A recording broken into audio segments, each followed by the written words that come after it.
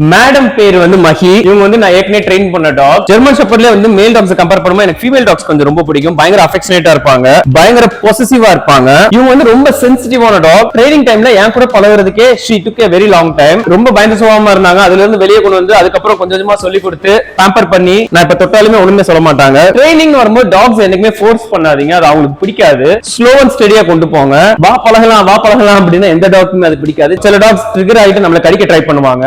Dobermann பத்தி ஏற்கனவே நாங்க ஒரு வீடியோ போட்டிருந்தோம். கார்டிங் டாக வந்து நீங்க ஃப்ரெண்ட்லி டாக வளர்க்க முடியாதுன்னு சொல்லியிருந்தோம். ஃப்ரெண்ட்லி டாக வளர்க்க முடியாதுன்னு கிடையாதுங்க, டாகோட நேச்சர்னு ஒன்னு இருக்கு.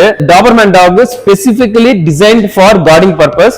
அவங்க வந்து மிலிட்டரிக்காக டிசைன் பண்ண டாக். அந்த டாக் என்னதான் நீங்க ஃப்ரெண்ட்லியா இருக்குன்னு நீங்க சொன்னாலும் ஒரு ஸ்டேஜ்ல அவங்க மாறுவாங்க. அந்த மாறும்போது உங்க கண்ட்ரோல் இருந்தா பிரச்சனை இல்லை. உங்க கண்ட்ரோல்ல இல்ல அப்படின்னா ஆப்போசிட்ல இருக்க பீப்புளுக்கு என்ன ஆனாலும் அதுக்குரிய கான்சிக்வன்ஸ் நீங்க தான் ஃபேஸ் பண்ணணும்.